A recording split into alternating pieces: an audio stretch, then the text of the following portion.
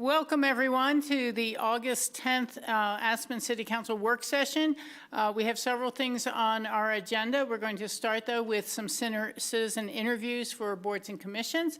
And I'm happy to ask you to come up, Jacqueline, and we will be interviewing you for the Housing Authority Board. There is a recent resignation, and I know this is your second time applying, and I thought you applied really well before, or interviewed well, whatever the right term is. Thank you. Why don't you give us just a couple minutes about yourself, and then we'll ask some questions. We do have Bill Guth, I think, might be a panelist. As a panelist online, and then Christine's plane was delayed coming in today. Oh, so. Okay, gotcha. My name's Jacqueline Matthews. I have met many of you, hopefully. If I haven't met you yet, I will meet you soon. I've lived in the Valley, I'm going to age myself, 22, 24 years, somewhere in there. Mm-hmm. I'd have to do math quickly. Is your light on? No, I'm so sorry. Oh, apologies. We're having technical challenges. Okay. Can you hear me now? Yeah. Okay. Do you want me to start over? No, it was more for the grassroots. Okay, perfect. So I've lived here for a really long time. I live in deed-restricted housing. I am by career a mortgage lender, so I lend on these properties. So I think I have an interesting perspective coming from, I know we also have finance and bankers, but none of them, to my knowledge, are actual mortgage lenders, though they're well-versed in all of the scenarios, but either way, so that's my background. So I wanted to join my job changed a little bit, which opened me up to be able to join some of these boards and participate more. So that's why I'm here. That's why I'm doing it, because I think, I have a different perspective that I could bring to the table that would be helpful. Mm-hmm. I think our program's amazing, but I think we all know there's always ways to tweak and improve things, and I would like to be part of that process. Okay. Thank you for that. Yep. Let me start with any of my colleagues here having a question. No real questions. Thanks for coming back and applying for a regular member. I'm sorry you had to come back just to switch titles, but I appreciate your work on the board, and I'm glad you're looking to go to that regular member spot. Thank you. Yeah, that was my impression as well from your answers to the survey questions. We often will get almost no answer at all, or, and you put the detailed work into it. And so I was just going to dig a hair deeper and say, well, what are some of the policies that you have found? Now I understand why that policy is in place, or so on and so forth. Well, there's a lot of them. I think most recently, I know I had a conversation. It wasn't necessarily at a board meeting, but talking to other members on the board about things that, people ask you why when you're out in public.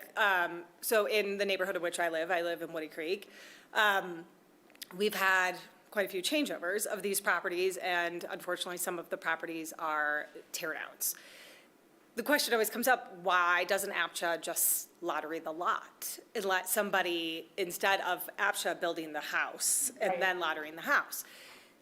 I wonder the same thing. I think there's a lot of benefit to letting somebody build what they want. They have skin in the game, they're making the decisions themselves, but again, coming from the lending background, I know how difficult the process of building a house can be. That's a big undertaking. And having conversations and asking that, understanding that in the past there have been people who have done that, and you can't always build and stay within the income cap, which is the main thing. But even when you get people who say, yeah, I'm fine with that, I'm still just gonna build, this is my forever home, so it's fine. There have been problems where people don't realize how expensive it's gonna be until they're so far into it. Yes. And then now you have a property 3/4 of the way done, already over the limit. How do we finish that? And then, that's kind of can create a sticky situation. So that's one of, that's not necessarily a policy, but something that I understand from a different angle now.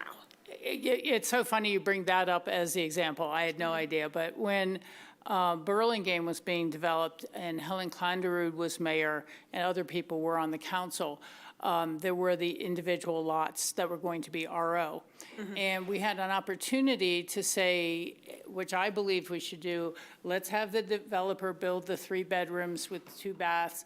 And similar to the Tom Moore subdivision that was sold, these people could choose different finishes and different looks to their places, but in general, there was a set price. Right. And I was overruled by people who said you're building your own home to your exact design is the all-American dream. And as we know with those homes, they very quickly exceeded their cap. The homeowners were half through, new adjustments had to be made, and that sort of situation really spiraled out of control versus having RO homes that would have started at 560 or 600,000, they end up starting at $1 million.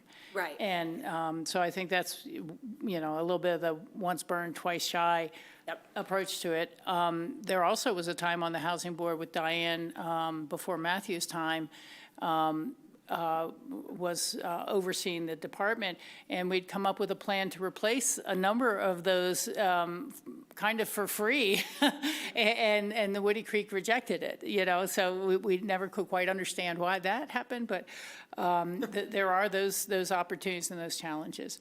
The one issue I really feel fairly strongly about and wanted to check in, I know it is a challenge of when do units turn over and how to accomplish greater turnover. And I have called for a housing summit, but we've had a lot of turnover in the county at the time, and it just didn't get scheduled. So I'm hoping we can do something with that next year, because I think there may be some tweaks along the way and just dig into the major problems of our housing policies, not what is Glenwood doing or Carbondale doing or things like that, but what can we do better and what are we facing with, as you've referred to, the capital reserve issues. And they are a fiscal mismatch between people's incomes that we cap them at, the price of creating the unit in the first place, and the cost of repairs in a competitive environment. Yeah. So I think your expertise and knowledge and understanding of the community will really be helpful. Thank you. Thank you. John? Yeah, I just want to say Jacqueline's been an excellent addition to our board. She's brought new ideas, and definitely grateful that you're going to be a voting member now. Thank you. Welcome. Appreciate it. I see, let me ask Bill, I don't know how you're going to let me know if you don't, if you have a question online. You're able to talk. Can you just say something, Bill, if you want to ask a question? I do not want to ask any questions. Thank you. Okay, thank you very much. We appreciate that. Because you're a panelist, not an attendee, your hand function, I don't know if it works, but I just want to make sure I'm not missing you. And if I am, Bill, just give a shout out. Thank you. Thanks. I'm in the car, so I don't know if I'll be able to use the hand function, but I'll definitely scream if I need to talk. Thanks. Okay, appreciate that. I think we see 3 people on this board who would like to move you forward, and we don't take actions in a work session, but we'll bring that up at a regular meeting and have a resolution to appoint you. Okay, thank you very much. Appreciate it. Thank you for coming in. Appreciate that. And then our next person is Nathan Béchamp. Do we know if Nathan was going to be here, or do we hear anything? I have not heard anything. And, okay. Well, he's got an email here.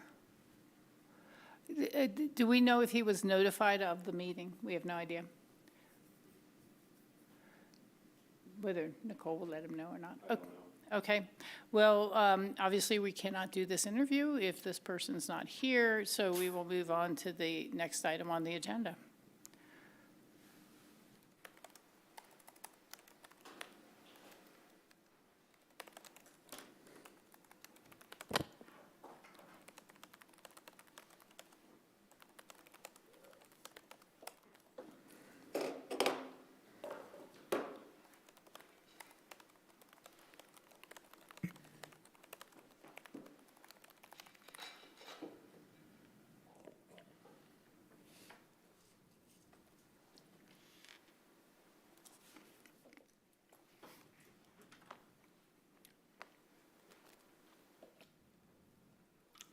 think we've all gotten the memo that Ben had written us on our next topic, which is the Certificates of Affordable Housing Credits Program.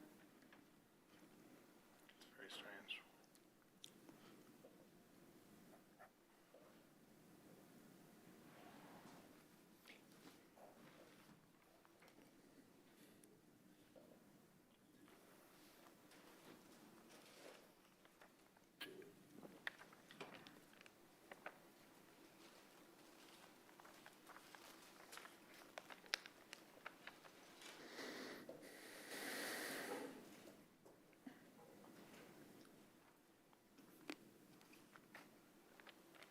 See if that works.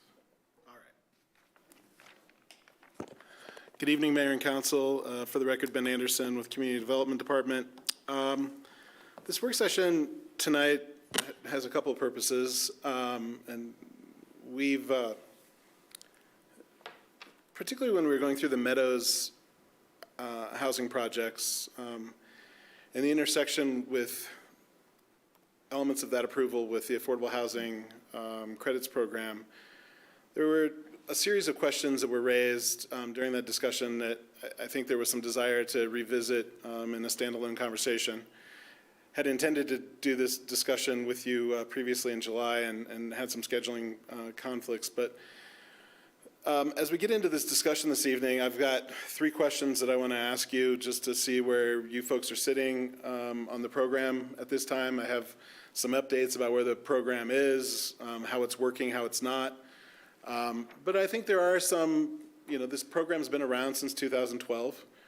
And I do think that, as both the program has evolved and I think the development context within that, that program is sort of sitting within, there's a lot of change, and there's a lot of things that were different now than were in 2012. And so I think it's a good time just to have some sort of broad conversation about the credits program. So I'm going to start off and do just some of the basics of the program, just so that we're all talking about the same things. Talk about where the program is, some of the current challenges that we're having within the program. And then the 3 programs the 3 questions that I think emerged out of the Aspen Meadows project, and a couple other discussions that we've had. So with that, the presentation's only 10 slides.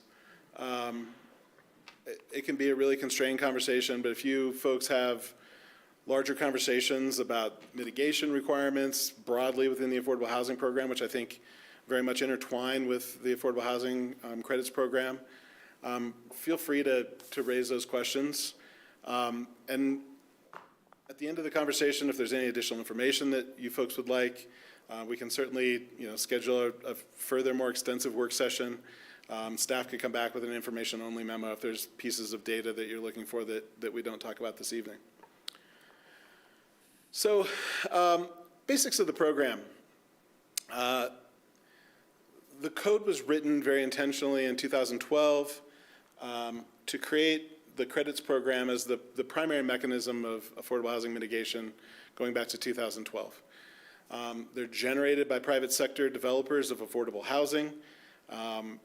We do have a question later on about what private sector means. I think it was intended to be, for-profit private sector developers when the program was initiated, but I think we've had lots of interest in technically private sector folks, but maybe not in kind of traditional wearing traditional developer hats. The big basic of the program is that these credits that are generated off of these voluntary projects by developers, they're sold to other developers who need to mitigate for employee generation and other market rate development, whether they be commercial, lodge, or residential. Once credits are issued and they're sold and they're being used for mitigation, these credits are extinguished just before the building permit is issued to meet the mitigation requirements on that project that needs to mitigate. And since the program originated, there's been housing for roughly 135 FTEs that have been built by the private sector without any dollar contributions from the city of Aspen other than staff time and managing the project, which I do raise as a topic a little bit later on. It's a significant thing to manage, keeping track of the credits, navigating the challenges of what happens during permit review, both for projects that are generating credits and projects that are extinguishing credits. So there hasn't been any direct cost to the city of Aspen, but certainly there's a demand of staff time. Credits are issued based on the number of FTEs generated by a project and the category of employee identified in the APCHA deed restriction. So a project has full freedom to create the types of units that they want to create, from studio to 3-bedroom. The way that we do those calculations, the way that the code sets that up, is that there's 400 square feet of net livable for every FTE that gets granted by the code. You can see how that translates into a number of FTEs that are issued based on APCHA minimum unit size requirements.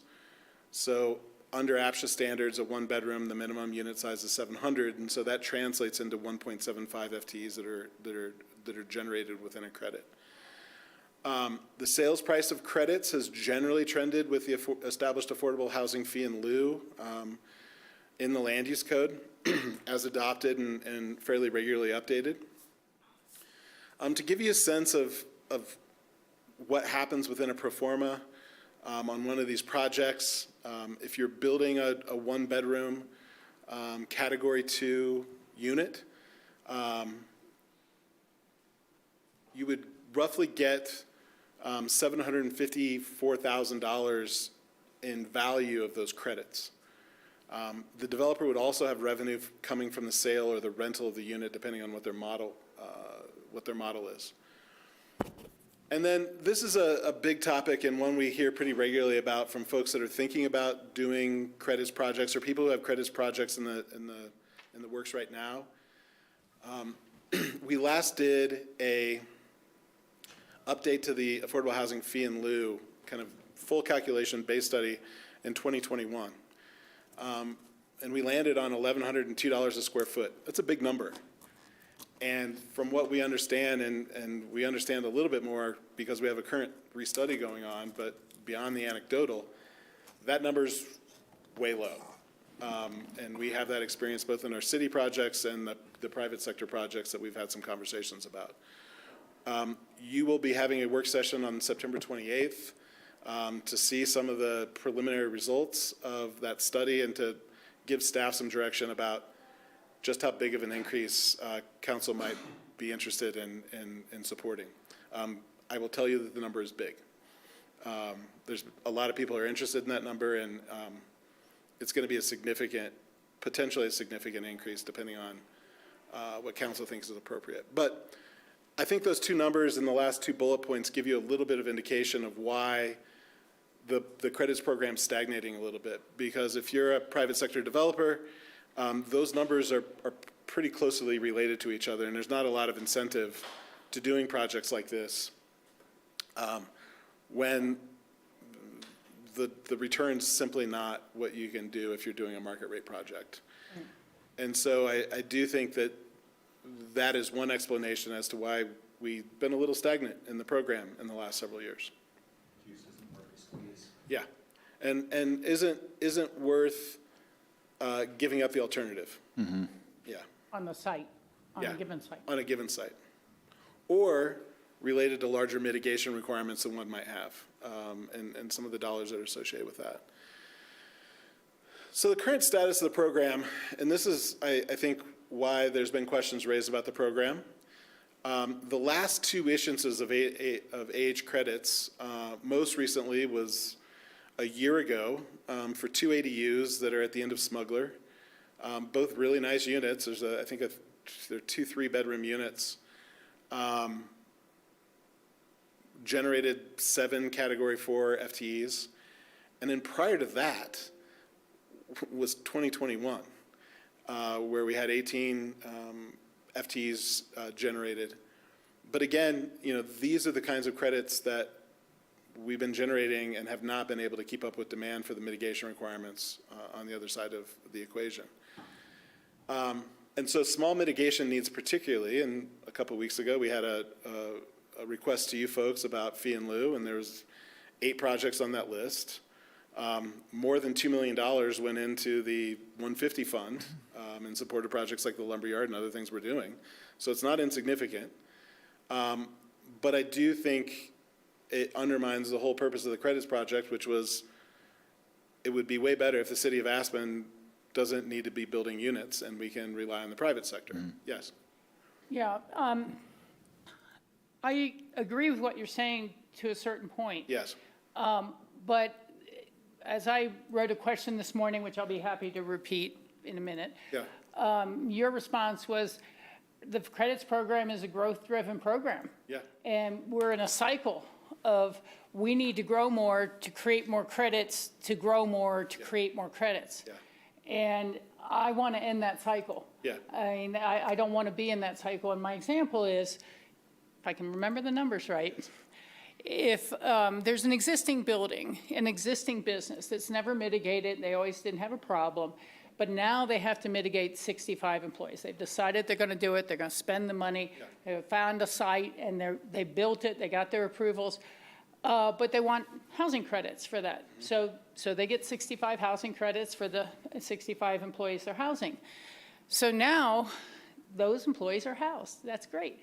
But they just sell those 65 credits to someone who is going to need 100 employees in a new commercial building. Yeah. And that, they bought the 65, and they're going to bring in another 35 employees because they're only required to mitigate 65%.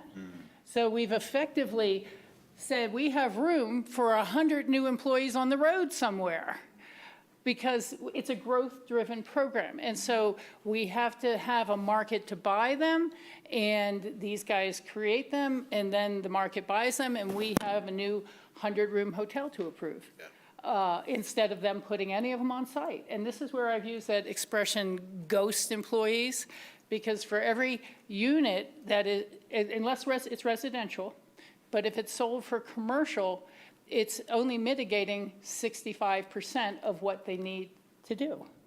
And so we're creating a shortfall of 35 units. A shortfall on that example that we will have to pick up and pay over $1 million a unit to create those 35 units. And so it just really throws more burden back on government. And it's a growth generator at a time where our community is bursting at the seams and saying, can we stop the growth, or can we slow the growth, or can we manage the growth better? So this is the problem I'm having with this. Sure. And if this was back to where, because the mitigation fees were appropriately priced, the private sector may be able to produce some affordable housing units without government subsidy and on existing lots, I'd be okay with that. Yeah. But if it's going to start to be something where an existing business, whose existing building, who may or may not have ever mitigated or not mitigated anywhere near today's standards, is getting the affordable housing credits to help them build their needed housing, meanwhile creating a demand for 100 new employees that we have no idea where they're going to come from, other than rifle and silt. So this is my problem with the program. It is a growth-generating program unless it's very narrowly tailored to vacant lots for those purposes. And I'll do just one other thing while we're here, because it's a broader discussion, but the trends you're noting in your memo are concerning to me, because they're going into rental. And so this is not building a permanent community. It's building a transient community. And it very much could be that we're allowing and doing housing credits for J1 workers who will never live here more than 3 months or 6 months at a time. Mm-hmm. That's not how you build community. And this original pro forma was with the developers selling the units, and they became ownership units for permanent families. So for me, I'm thinking about what type of community are we creating with this program 15 or 20 years from now. It's growth dependent, and it's about temporary transient workers, and it's not about real long-term community.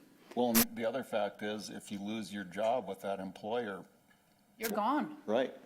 You don't have the same protections. And I don't know if there's any regulations through APCHA about how long an employer in an employer-owned unit must give an employee to be able to move out. or not. But again, if we're already creating 277 long-term rental units, I don't know why we would want to add an awful lot more that would be employer-controlled and eligible for J1 temporary workers from Peru. Yeah. Very nice people. I've met many of them. I've worked with them, but that's not a long-term community. That's not people who will volunteer for a kids' basketball team or volunteer at a community event. And I'm looking for permanent community. My only response to those concerns, because I think they're absolutely fair questions, is I think that all of those points are not necessarily a critique of the credits program. They're a critique of a lot of choices that we've made, not only within the land use code, but I think also APCHA guidelines and standards related to the types of units that we'd like to see within the community. I think there's a lot of debate about that. I think that there's some that would very much desire to move to a primarily rental sort of based program. And then I think on the mitigation topic, and I get the point that you're making in terms of the sort of ghost units, to use your term. Again, I think that that's a reflection of our mitigation system as opposed to this credits program. Because, in essence, that employer who voluntarily built 65 units to house 65 employees, they're doing that voluntarily. They wouldn't have a mitigation requirement otherwise if they were already existing and they were, so. No, I realize that. So it's again, I think it's a question about the kinds of units that we want. And I don't know that we've ever said this out loud, at least, I don't know that I have. But I do think our entire growth management quota system and the mitigation requirements that have been in place for decades have been a growth-dependent system, Yeah. Well, that's what I'm saying. I'd like to see us move away from that. I agree with you on that point. And so I think that as we think about this topic of the credits program, I think there's a lot of peripheral issues that are present. I would argue that the credits program is simply built within that system, that primary system of mitigation, and how we calculate employee generation and how we ultimately require people to mitigate. I think 2 decades ago or 3 decades ago, the primary mechanism for fulfilling affordable housing mitigation requirements were on-site units. Mm-hmm. And between fee and lieu, and then to the credits program, I think we have moved to other mechanisms of providing those units. But the whole system remains dependent on that growth equation, where we're getting new units as a consequence of growth in the different sectors of our economy. Yes, and I will just say this and then let you continue with yours, or anyone else who'd like to say something to the board. I've said it aloud publicly. I'd love to see us do a new Aspen area community plan. So I see absolutely no reason for us to continue to promote that we need 44 or how many new beds every year in our GMQS. And I do not like this program because it is a growth-oriented program, and perhaps GMQS, which we no longer can do on residential anyhow based on the state. I think we need to come in greater alignment with what this 15-pound bag of a town can really hold, as opposed to an endless growth cycle. I mean, I would love us as a community to say, how many more lots are left to be developed on Red Mountain? How many more lots are left that we're going to see the construction trucks and the service trucks and everything go up? How much is that contributing to what people see as the disaster on Main Street? The growth cycle, and we know what's already in the pipeline, it's significant, it's enough. With the redevelopment of Lift 1A and the hospital housing and other things. I'm not railing against change, that it continues to happen. It will happen, but I don't want to, if we're all coming back to a conclusion that our growth management system and our housing program are all based on more growth, and it's growth we cannot fully accommodate or mitigate, we need to get off that system. And this, again, if this was very narrowly and carefully defined in the future, I would continue to support it. that we raise the mitigation fees appropriately, so there is some profit left for a private developer who would like to do this and use this program, and that the units become ownership units, that it's not becoming a temporary housing, new different neighbor every week. People don't like that. That's why they don't like the short-term rentals, because they have a new neighbor every week, and before they know it, their bike's gone, and they don't know which neighbor it was. And this is, you know, it's been an effort to try to do housing, and it's had its own unintended consequences, or it's on the borderline of having major unintended consequences. That's more of what I see. It hasn't been disastrous thus far, but at the same time, does every commercial building we already have that never mitigated, who can borrow because they have a building worth $20 million or $40 million, suddenly be able to build the housing in a way that, that facilitates a lot more growth that our community doesn't want? So that's just my plea. I'm sure you understand my frustration. I do. John? I'd just say that I'm sure this was created with the best of intentions, and it has worked to a certain extent. But it's become a negative feedback loop, and that's, we don't really want negative feedback loops as far as growth is concerned.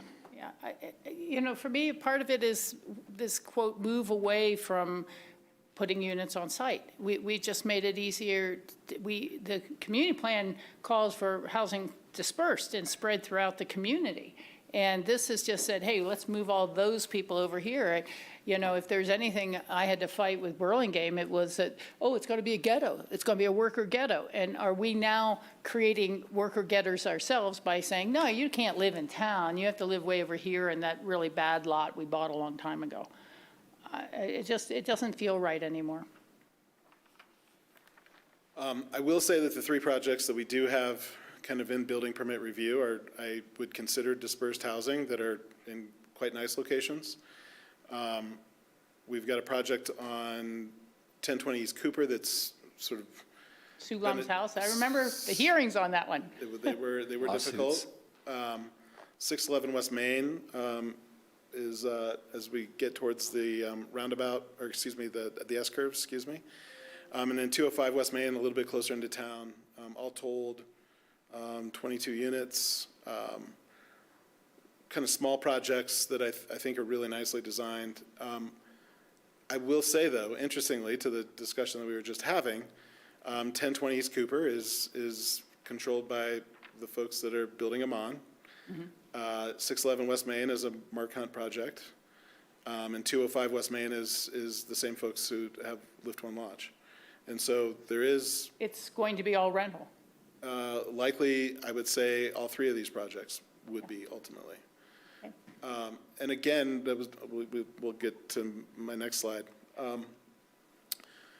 But I do think that, and I talked a little bit, actually, let's go back to that. Yeah, actually, can you go back to that?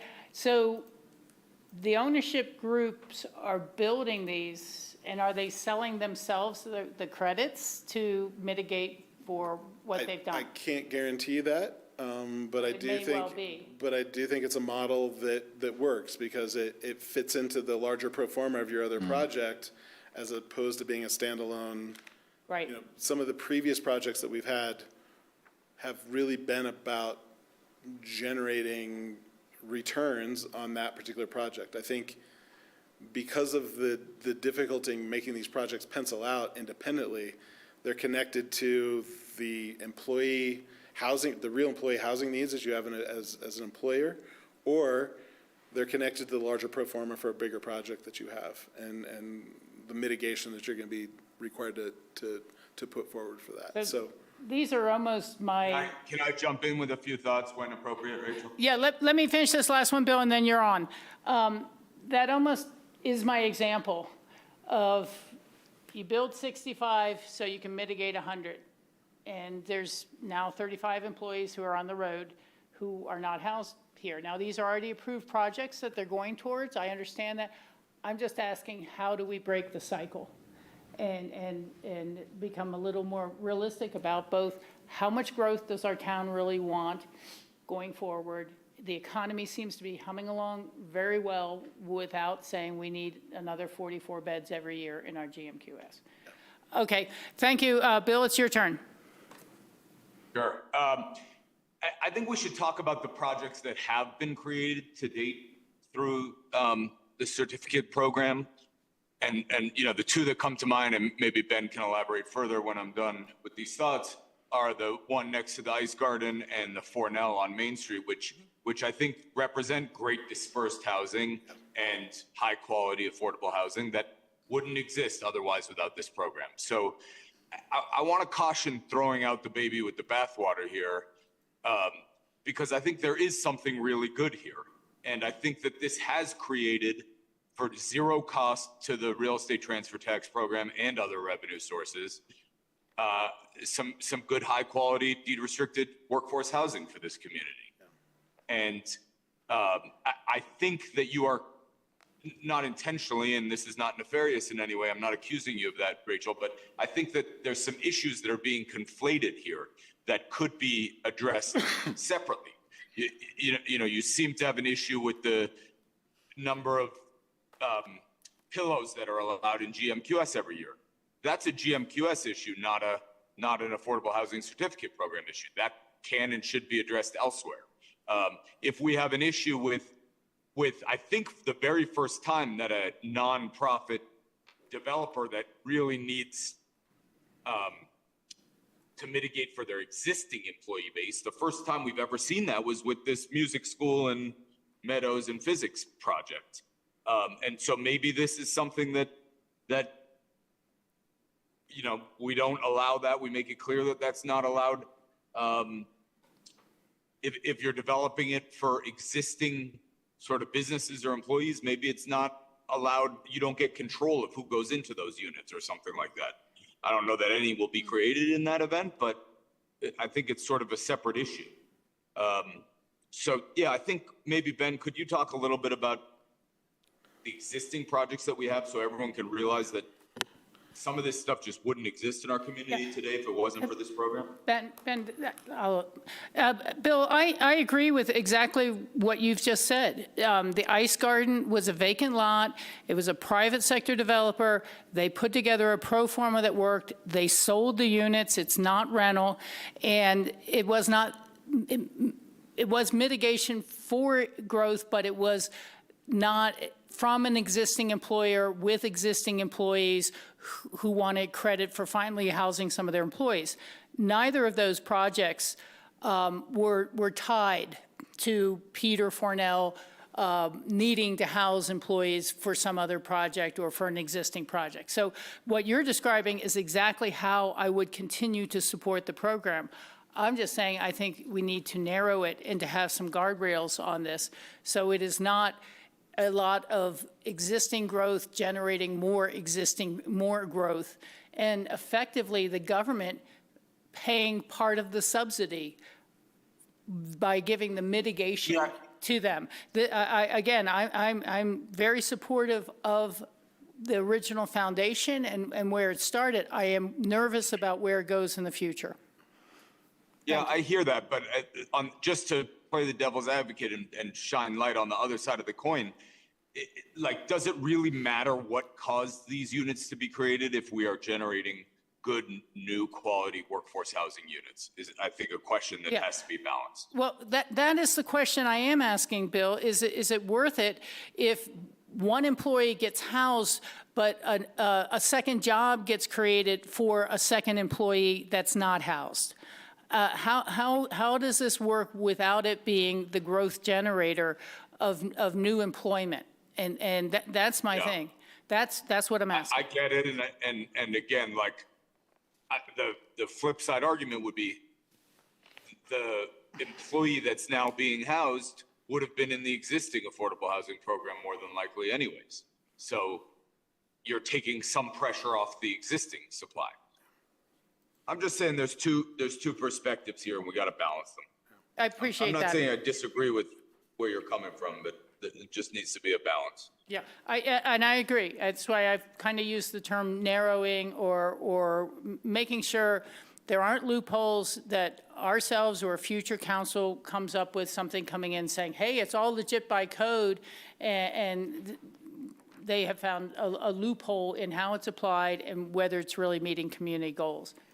But now Sam hasn't had a chance to chip in here for a while, or if we want to hear Ben finish Yeah, a I'm little gonna let more. him finish his presentation. I got no Okay. comment at this time. Thank you.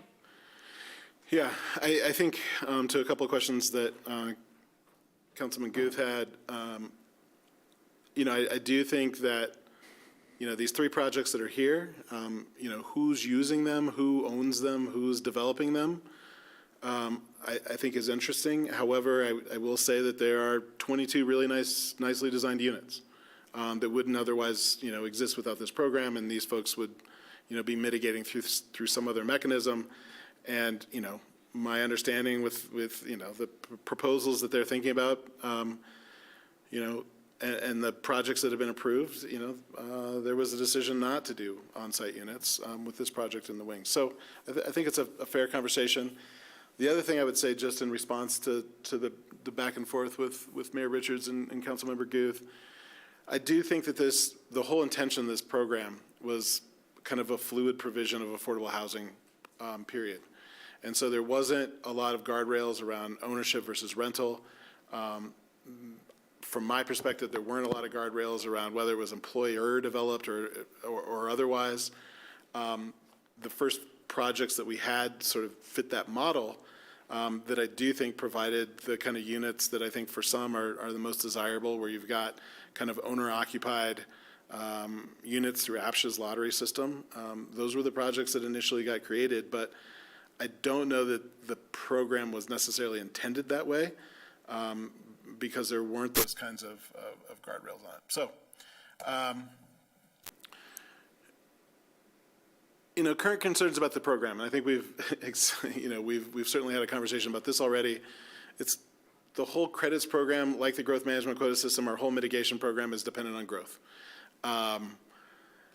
I do think that the credits program has made less likely the creation of on-site affordable housing unit and meeting mitigation requirements. I do think that that's true. I will say that in the current program, we have an acute shortage of credits, which is why there's folks coming to you to ask for fee in lieu. I think part of that, the equation is it's very difficult to make standalone, profitable private sector projects pencil out with current construction costs and current fee and lieu rates. Definitely, I think that's true.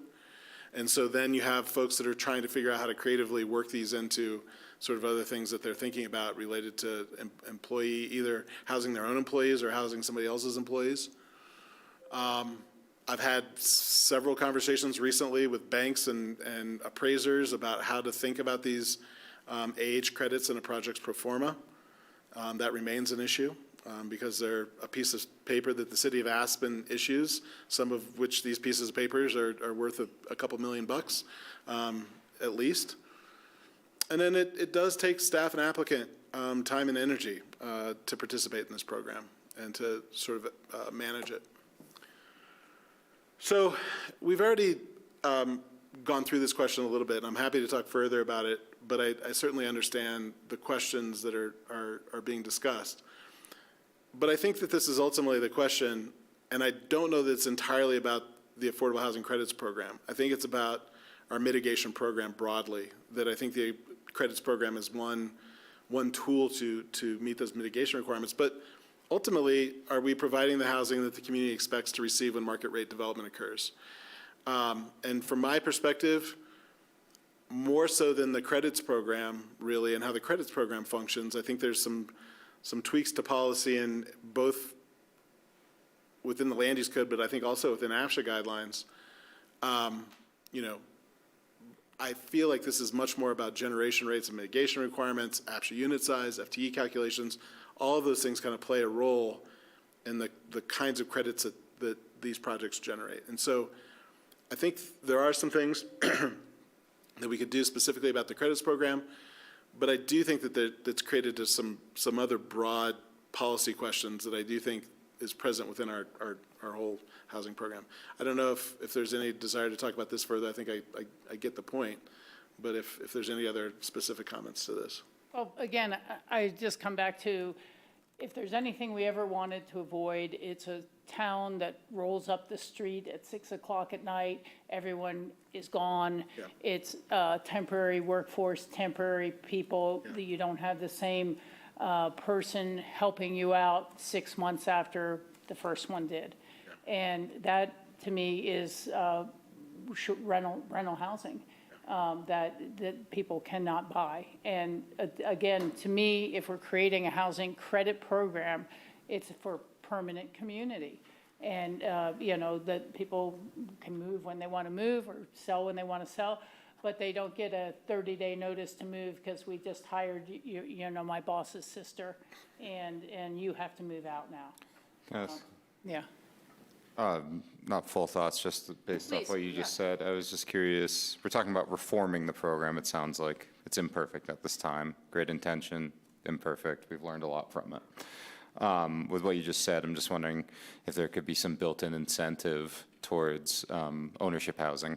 Like, I think we're going down a path where there's going to be multiple avenues, and I just think one path where Perhaps you get more credit if it's ownership, less credit if it's rental, or Yeah.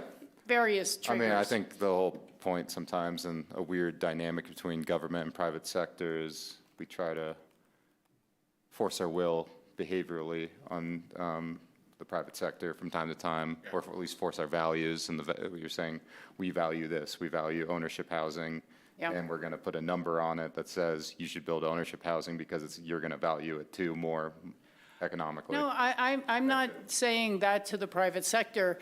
Well, I just think that's how it would be If the private built. sector wants to be in this community, it needs to contribute to this community as well. It's not, I mean, what if we said, oh, okay, all the lumberyard can be J1 workers because they can come over really inexpensively, and the employers in the private sector want that inexpensive wage employee.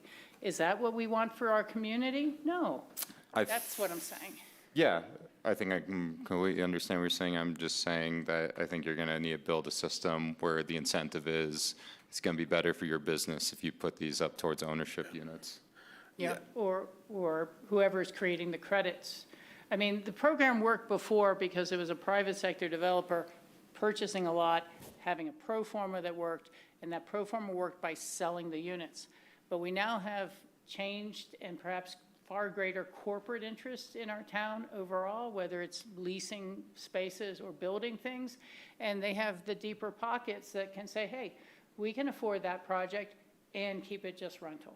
And they don't need the money back out that the sale from the private sector developer needed, the single lot developer type person needed. My only response to that, and I do think, I have no idea how Mr. Fornell sort of ended up, with his efforts and related to this program, but I would imagine he did okay. But I do think it's curious to me that nobody's stepped in to replicate that. And if people are using the credits program today, it's with using these other models. It's, selling to other employers or providing a rental unit. So I think from staff's perspective, if we were, without getting into sort of qualitative evaluation of the kinds of units that we want in town, I think if we're going to continue to have the credits program function, I think staff's immediate response was to add additional flexibility to the discussion and to give more choices and more options to the kinds of units, what kinds of organizations can, that would be my kind of most natural response to the fact that the credits program is not functioning right now. But I do think, again, I think this is a fundamental set of questions and discussions you folks are having. But I do think it has more to do, I think, with some of the things outside the credits program, in my opinion. This is a topic that certainly, oh, go ahead, sorry. Yeah, I'd just love to jump in and say I have a different perspective on rental versus ownership. I think there is a balance that's important in the community. Not everything can or should be ownership. There's a lot of good reasons to have some meaningful quantity of rental units in our workforce housing program. And I don't like the idea of incentivizing one versus the other. There's different reasons for each type of housing both from the developer perspective, the owner perspective, and the resident perspective. And I don't agree that you can't have a healthy community without ownership. And I think that there's also a place for some seasonal housing in our community. We already have some, and it works well. Doesn't mean it should be the majority, in my opinion, but I think that there is a place for some. So I just have a different perspective. I want that to be known. Thank you. And feel free to keep chipping in like that. As I said, it's kind of hard to see when you want to speak. For me, I want to know what type of growth we're going to need to give housing credits to all these businesses. I mean, if we say Aspen Valley Health, great, 60 credits over here. Do we need something that's going to need 100 new employees to buy those 60 credits? You know, how do we just stop the ball of wax from spinning? And, you know, I possibly, if it needs to be rental, there should be requirements. It's a minimum of a 1-year lease, and that it's no foreign workers or other, you know, narrow it down. This just can't be this wide open funnel that says Aspen can grow 1,000% just so we can build affordable housing. And that's the wrong dynamic. I think by putting our affordable housing, this is just me, and I'm glad to say it this way, but I don't think people have approved the taxes we have for housing with the goal of then we could also create a growth program to make housing. And this is a growth program to make housing. And when the Affordable Housing Credit Program started, it suddenly became the architects that we don't have to design it on site. Don't waste it on site. We'll just buy credits somewhere else. Someone else will take care of that problem for us. And now that problem's come back to the government to say, well, we need to open up the program more so that more credits can be more generated for more growth. And again, I've been okay with a very narrowly and well-defined program, but we're selling a bag of goods. We're selling, yes, you got somebody housed, and we needed that housing. I do not disagree with that, but we created a second job that person does not fulfill. And that's the deliberateness of this program, and it's a vicious cycle. Yeah. And I'm not trying to, I'm just saying, when you look 14 years after the fact and then how it's being utilized now, times have changed, and we can see what the potential outcome is from here. John? And as I've mentioned before, I think it bears repeating. I think having your employment, your housing tied to your job is problematic. That was the whole point of trying to have Obamacare health insurance, so that people wouldn't stay in jobs they hated or were abused in just because they need the health insurance so badly. Ben, what's your second question? Well, I think this is the second question, and again, I just think it's. I think this whole series of questions, and I think the program generally. I mean, this conversation that you're having, I think it's absolutely necessary, and I think the questions that you're asking are fundamental. But I will push back just a little bit, because I do think that, you know, every analysis that we're doing up and down the valley is that, you know, we're not short 100 housing units, we're short a few thousand units. And I do think that, you know, the more that we constrain the way that a program like this or other elements of our whole mitigation program and how it works, I do think that it takes tools out of the toolkit in responding to that larger shortfall that we have. And, you know, I think that the two employers, well, actually the four employers that are labeled here, two that are quasi-governmental and two that are nonprofits, you know, I think that they are in the last, you know, let's say 10 years, starting to really clearly understand that they've got a big problem on their hands, and they need to house their own employees and participants in their programs if they're going to remain viable organizations. And so, you know, a employee of Aspen Valley Health or an employee of Aspen School District, if they're not in a, a unit that these folks have created, they're in another unit within our program. And so, again, I do, I see this program as being fluid within this larger effort that we're making around housing mitigation and growth and all those kinds of things. But I get the question, and so just, those are some thoughts. And then lastly, and I think this has come up a couple of times, and all of these examples that are up here are types of projects that we have been approached about whether or not they should be eligible for, affordable housing projects. Certainly resident occupied has been the type of housing that we've been most asked about, whether or not currently those RO units are not able to be issued credits. But there's been discussion about that. It's unclear about how we would handle a dorm style or a co-housing model. Co-housing is where you've got a central living area, kitchen, with individually rented bedrooms and bathrooms sort of on that, That's a little more dorm than a true co-housing model. I have studied co-housing models. Yeah. And then, should credits be available for, seasonal type projects? We have had people approach us whether or not retirement and assisted living facilities should be able to sort of qualify as affordable housing credits, and certainly, projects that house students. We ran into this topic during the Meadows discussion. Yeah.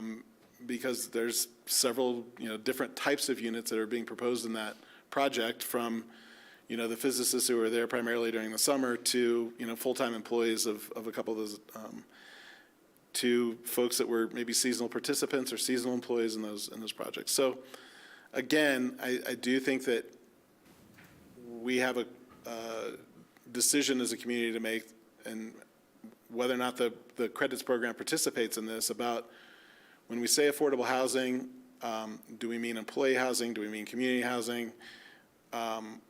What do we use a credits program to favor one of those types of housing models? Because I do think all of these housing types are probably needed within the community. And the question becomes, should they all be sort of facilitated with participation in the credits program? Again, my question is, you're asking us a question with only half of the equation. What if all these projects were given affordable housing credits? How much growth would we need to buy those credits to actually make that marketplace work? Would it be another 200,000 square feet so that these guys can all have credits they can sell for 200,000 square feet of growth somewhere else in town? Yeah.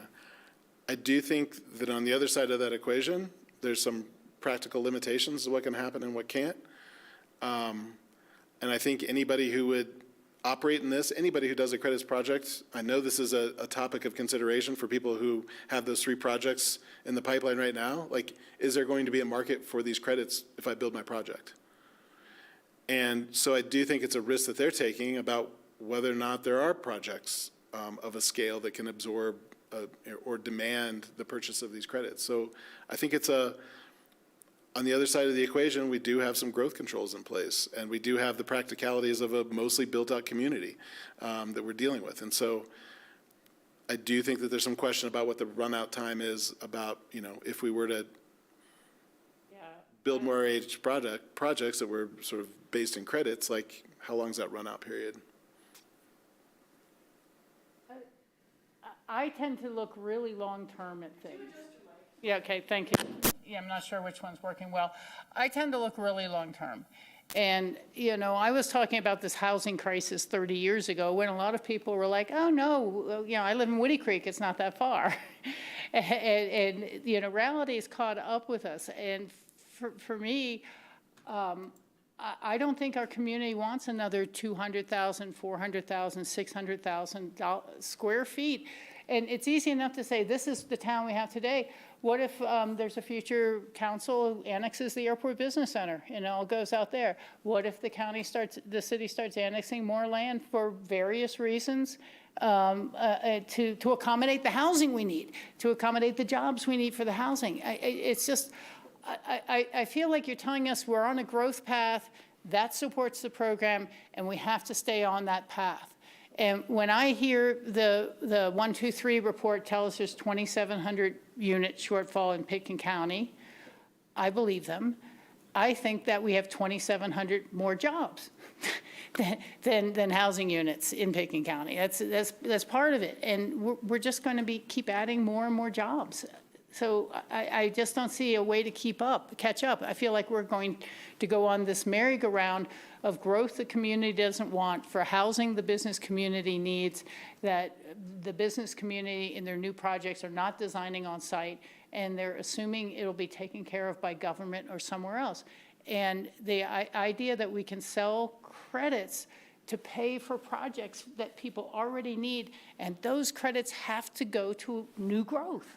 They just aren't saleable without new growth, willing to pay huge amounts of money for those credits. So it's just a vicious cycle. The narrowed, however it started, and it could be narrowed to that sort of format, I can continue to support it. But otherwise, I just struggle with this daily when I think about new projects coming in, new growth. I just can't even see where it ends. I just don't see an end to it. Because we'll always have that housing demand. Can you provide us with an analysis of where the existing, what was it, 132 or so FTEs that have been created, where they have landed in Where the terms credits. of project types? Like, have they gone to renovations? Have they gone to new single-family housing? Have they gone to commercial development? Is that possible for us to see as a look back? That would be a data point that I'd have to do some research on, but I could say roughly, I would say probably 40%, I would say 30 to 40% commercial and 60 to 70% residential. Just APCHA lottery type or mitigation? Were they all used for mitigation? They were all used for mitigation, Okay. but and just in terms of the projects in where those credits were landed, I would say it's probably primarily residential and Okay. yeah. There have All been, right, so maybe some of Rachel and John's feelings are more directed towards this unique circumstance of the current projects that are on the table that haven't even been built yet.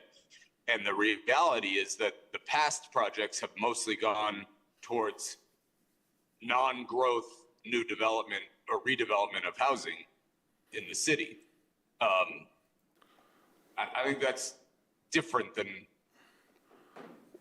just two different things. Yeah, I agree with you, Bill. We're really talking about where the program goes in the future. I've been satisfied with the type of success we've had in the past, and I want to be clear, I'm really okay with payment in lieu in fractions when a residential building or historical building, it's not appropriate to get it on site. I don't know that the payment in lieu for the fractional units that we saw at the last batch were not problematic for me. I will just reiterate, and I totally follow the conversation. Every single one of those credits that's been extinguished Yes. has been related to growth. Like Yeah. it's just part of the mitigation. It's the whole mitigation program that we have is kind of the circular relationship with growth, either perceived or real. Okay.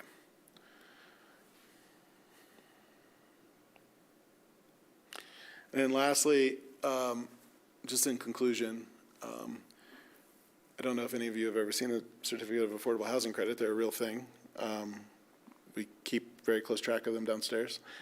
But ultimately, the conversation I heard this evening was a much more expansive set of questions that I do think have connections to questions that are present within the Aspen Area Community Plan and larger questions that we have about growth and future development of affordable housing. I think from staff's perspective, we have seen this as a successful program. We think that it is provided housing that would have not otherwise been provided.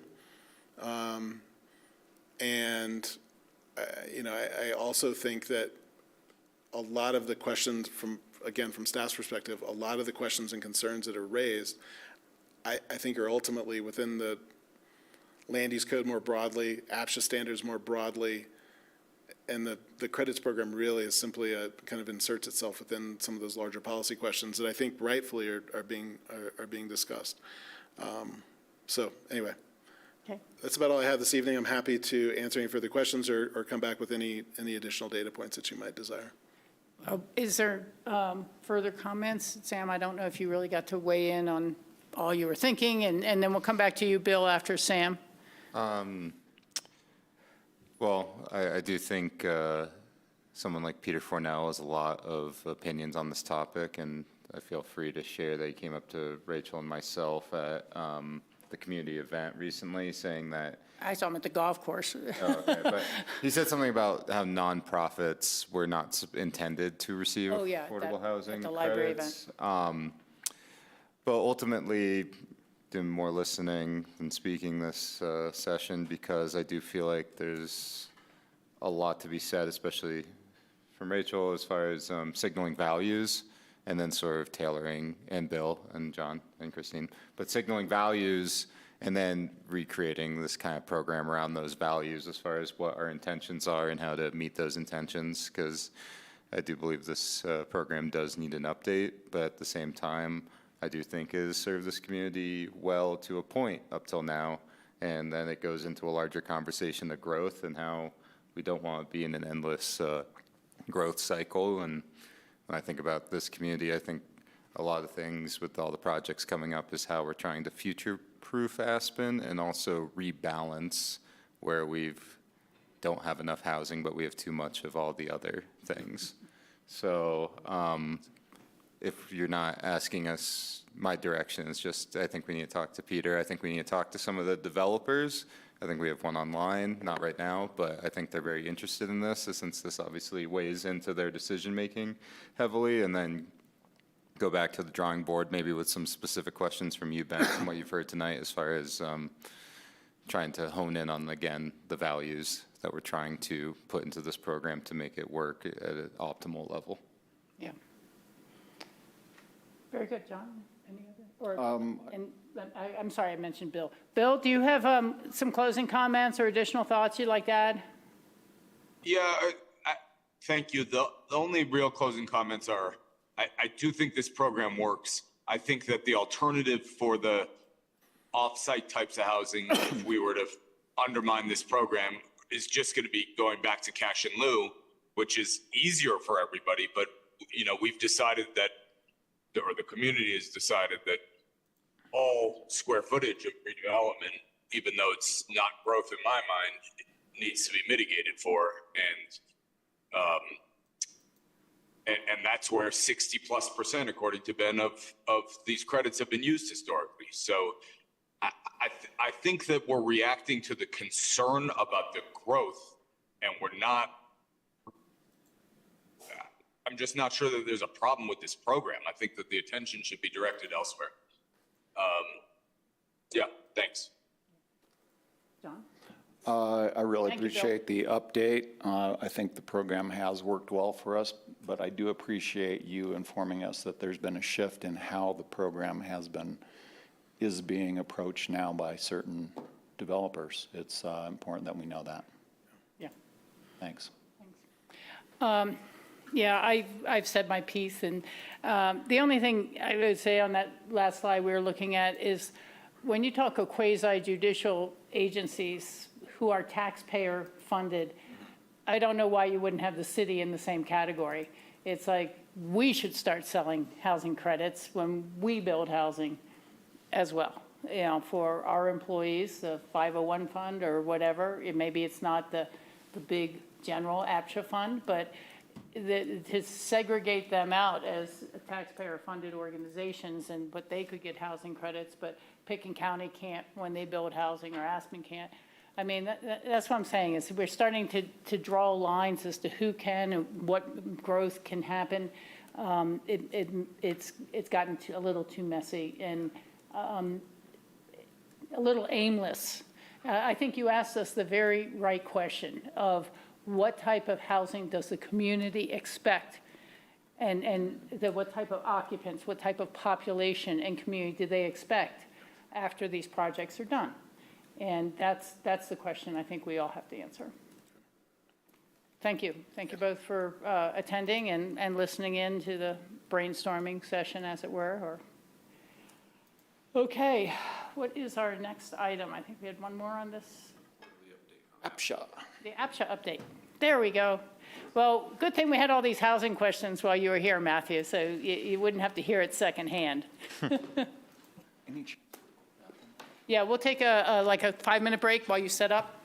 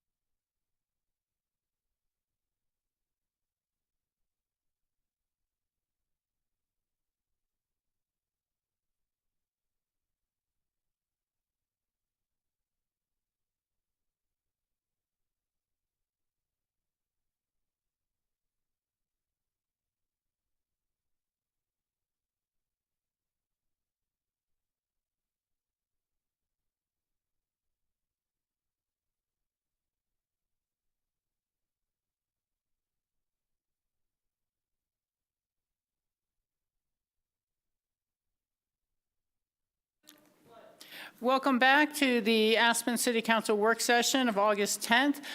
This is our final item on our agenda, and we are going to hear an update from APCHA, Aspen-Pitkin County Housing Authority. Welcome, Matthew. Sorry. It's okay. Good evening, Mayor, members of council. This is part of the quarterly APCHA update, which we do in these work sessions. I'm taking the opportunity to preview the 2027 APCHA budget request here today.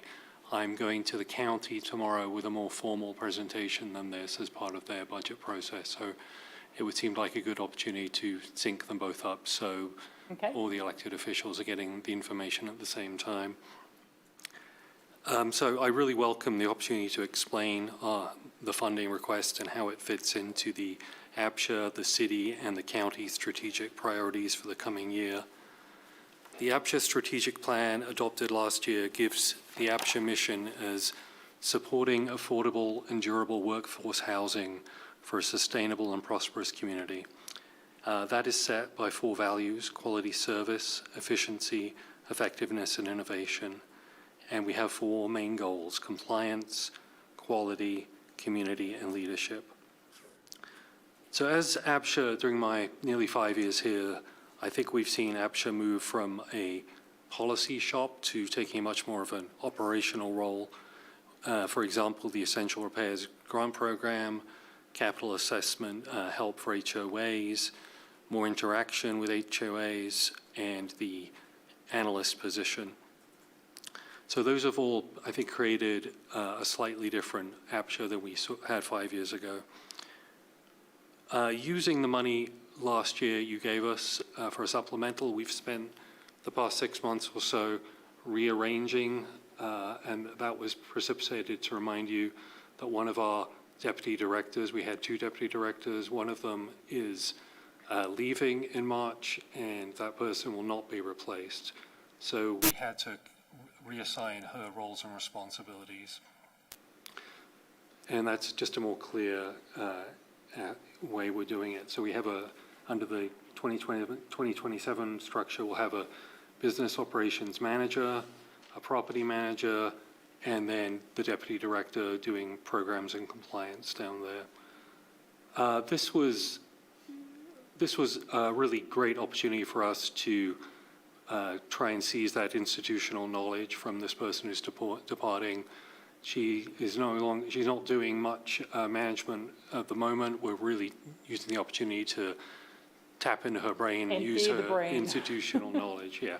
So this was the great opportunity. And I also just want to reiterate that when she departs, we will not be replacing her, and the footprint will remain the same. So that was just some background on how we've been using the supplemental from last fall. Thank you. This is the subsidy request for both bodies. It's a large increase of nearly $600,000 per body. I do want to stress that most of this is one-off requests, which we'll get into as I proceed with this presentation. So just, I know there's a bit of... Matthew, one clarifying Yes. question. Is the request for 2027 the total amount, or is that the city share and then That's the amount for both bodies. Okay, and so we split that amount? Right. Okay, I just wanted to be clear on that. It wasn't a separate request for 1.8 from both of us. Thank you. And so that applies to half of everything on the right-hand side? On the right-hand side, correct. Yeah. Perfect.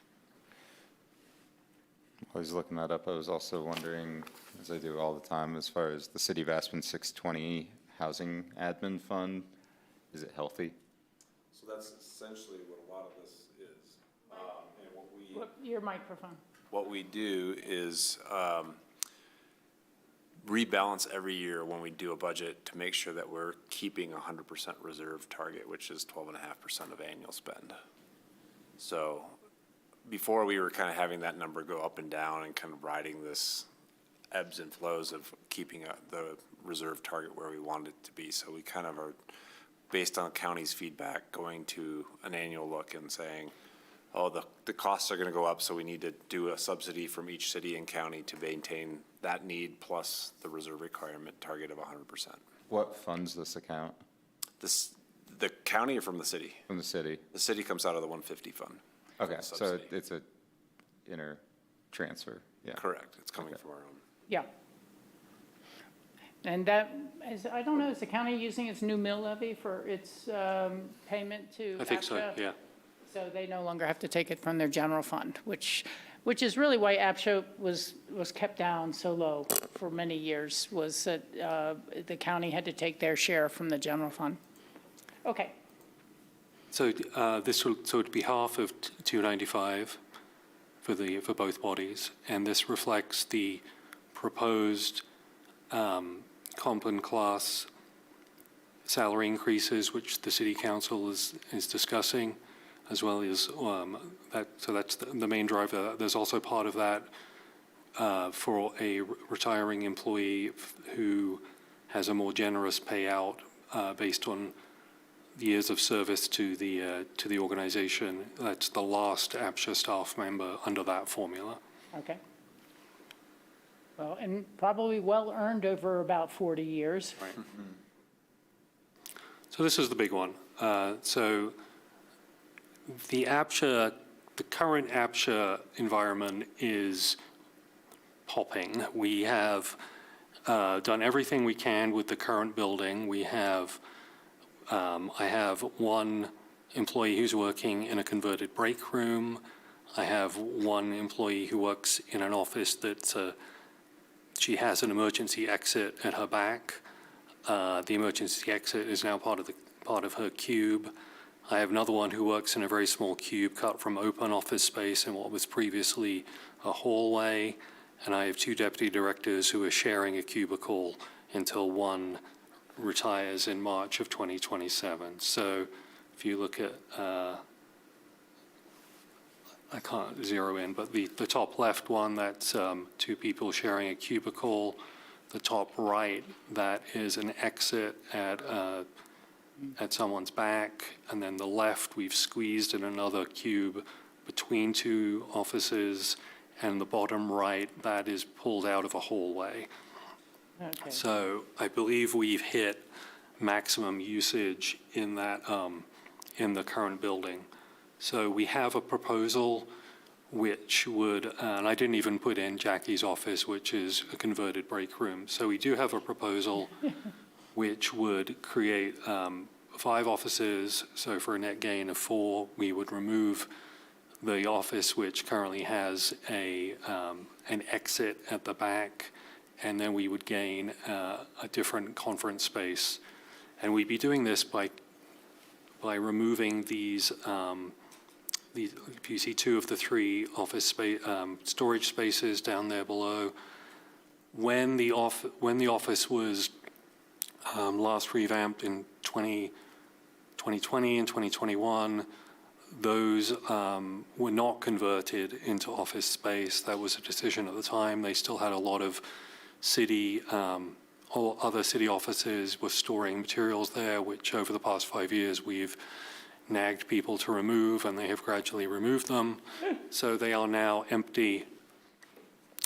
So we believe that as APCHA grows, as we do more work in the program space as well as the purely policy space, it would be advantageous to us to have some extra room. We would have 2 spare offices under this plan, and the current makeshift offices could be cleaned up.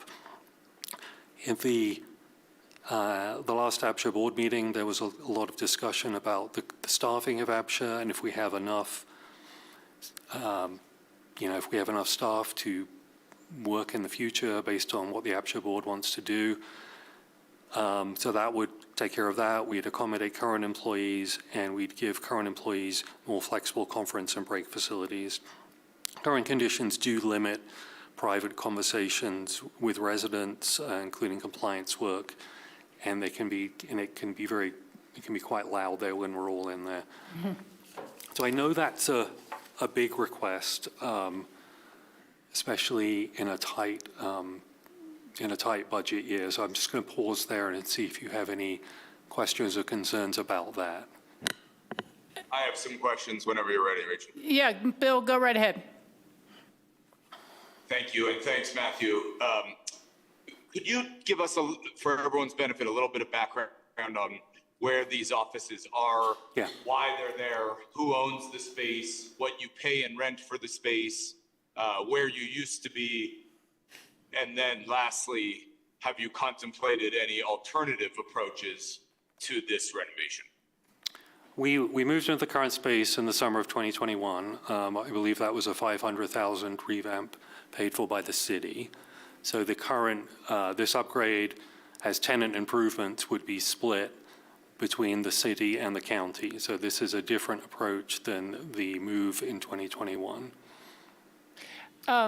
This might be a little bit of a different bit of background, but the space was a restaurant. Right. The space was part of the Red Roof Inn that the city bought and turned into housing.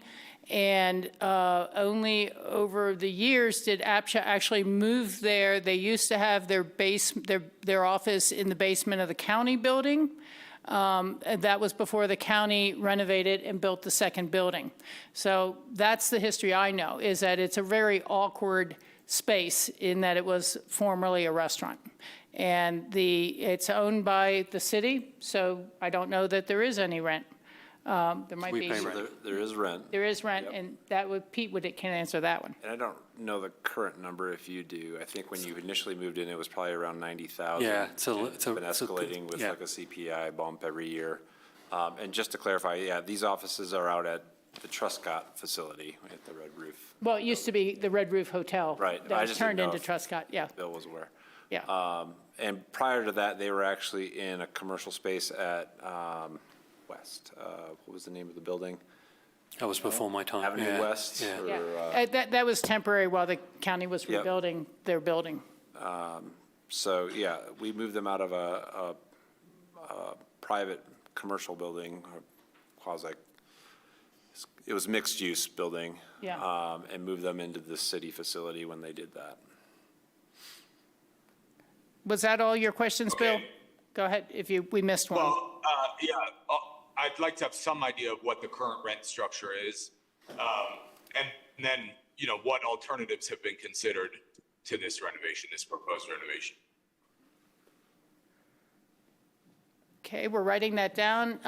Have there been any alternatives considered? We have not really explored, I think the only alternative would be much smaller cubicles throughout the building. I think that would be the only other way to do that, which we have not really explored. We've cut several offices in half.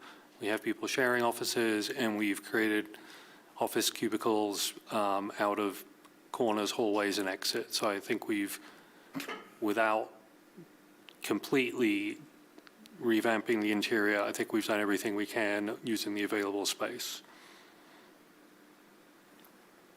No, I appreciate that. I'm talking other approaches. Does it make sense for the office to continue to be there? You spent, or the community spent $500,000 a few years ago, and it seems like that wasn't close to adequate for today's needs. So, does this office belong there? Should some employees of this department work elsewhere? Should some work remote? Those are the kinds of questions that I need answered before I can approve this, because the track record is that we've spent a bunch of money that hasn't lasted very long. And 500-ish thousand, or whatever the number is proposed right now, could go to pay a lot of rent for some turnkey office space that might be ready elsewhere. Councilor Booth, we have not explored that kind of blue sky thinking, no. Bill, let me ask, would you like the council to take a site visit out to take a look at the APCHA offices, and we could maybe squeeze that in before budget, or people could line up individual tours? Happy to do that. Yeah, I'd love to do No, that. I appreciate that, but I don't need to see it. I just need to know that we've contemplated, we're not just sticking with what we have because we have it, and that we've contemplated what might be the best long-term solution. And it doesn't sound like we have yet. I think we can do some of that research for you. That's absolutely true, and we'll bring that back. My recollection on like a price per square foot back when you first moved in, Matthew, was a fairly reasonable, in fact, probably below market. I think so, per yes. square foot cost. So my concern is I don't know if we could find the size of space at the same dollar amount on the rent side. So we definitely would be increasing costs annually, I think, for that purpose. But thank you, Councilor Yeah, but Booth. again, what if there was 1,000 square feet at the ABC where certain people worked out of the, pretty close, and you could do that for significantly less? It just doesn't sound like people have thought outside the box here, and I'd really appreciate that thinking. Okay, we'll take a look into that, and it really is very timely. You were able to bring this to us in a work session before we get to the budget hearings. Correct. And county might have similar questions, so it all lines up. And thank you for those thoughts on that, Bill. I really appreciate it. I think there was a time when people were thinking, could that have been renovated into a unit or two? But I think there was decisions made ultimately that'd be better off as the APCHA offices. And frankly, I didn't realize we were making $45,000, $90,000 a year from APCHA on the rent there. So that goes back to the city housing fund, which the city bought the Truscott with. So I think it's actually space that's owned at the Truscott property, so we're paying it back into the Truscott fund. Into the I believe. Truscott capital reserves. So that's all very good, keeps the rent low. Okay, did you have other I items? have a few smaller items just to Yeah. go through. So then, this is the current Truscott APCHA deck. We're requesting, again, a fairly significant amount of money to redo the deck. Currently, we pay about $10,000 a year to repaint it every year. That deck gets full sun, and we have not found a successful way of maintaining that deck. So both with staff costs and contractor costs, that's costing us $10,000 plus a year. So we'd like to request that we pay $125,000 to revamp that into a artificial Trex deck. This deck is quite useful both to us and to business services who are also based in the building. For staff meetings, for lunches, we would be able to use it when it's in better shape for outreach, including like our successful ice cream social. So it would take 10 plus years to be saving money on this project, but we would like to discuss that with the city and the county if you feel that would be a good use of money right now. Okay. Council comments? Sam says it's fine. Ideally, the wood is diverted, that's going to come off the deck. But yeah, it makes it a lot easier to approve this, knowing that the county's going to pay for half. Yeah. And then the And I'm okay final, with it. final Bill, one. did you have any comment on that?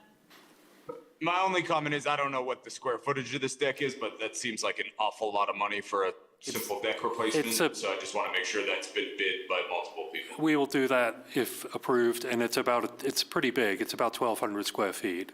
Yeah. It's a large space. It's more than just a couple chairs. It's not a house deck. Right. Yeah, okay.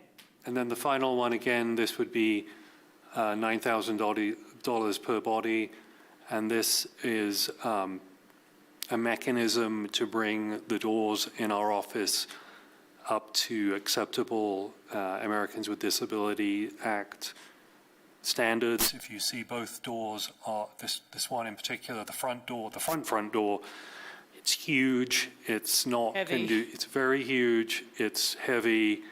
I had a staff member on crutches last year who couldn't use it at all, so we'd like to request $18,000 to get an ADA or two separate ADA mechanisms there to enable it to be opened by persons in wheelchairs or otherwise mobility disabled.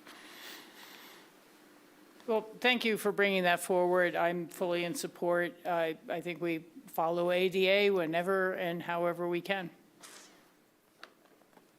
And that's all I have for the budget currently.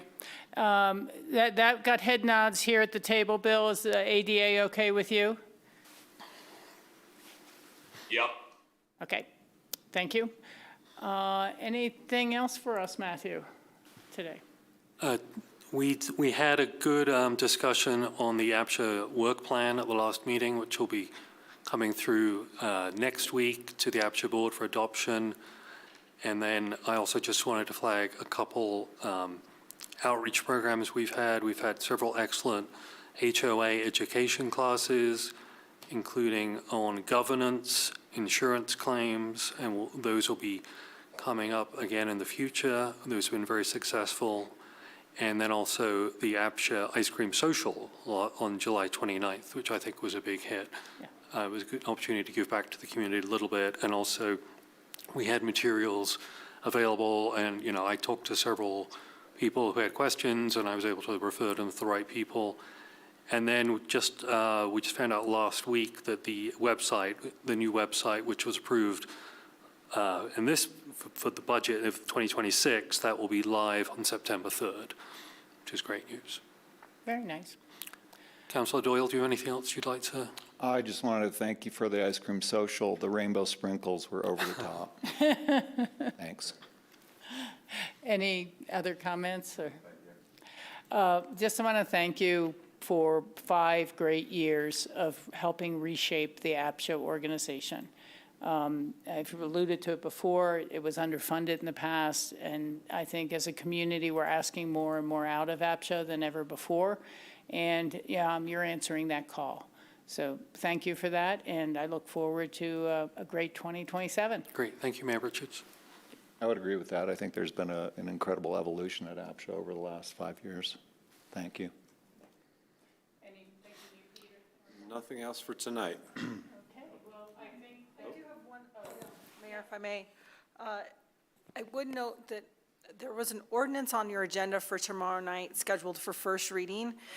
It's the construction debris diversion ordinance that suggests and proposes changes to the construction diversion program. It was listed on your agenda as being under first reading, but actually that's a second reading, so it will be a public hearing. Okay. The agenda has been updated to reflect that. That's the only amendment that's been made. And I just wanted you to be aware of that and the public to be aware of that, because the public will have an opportunity to comment during second reading. Okay. Thank you. Great, thank you for that. And we have the press in the room covering it. I'm sure it'll get out there, or all the people watching us. So thank you for that. Thank you, Matthew. Thank you, Lucy. Thank you, Grassroots. We are finished for today. We'll see you tomorrow night.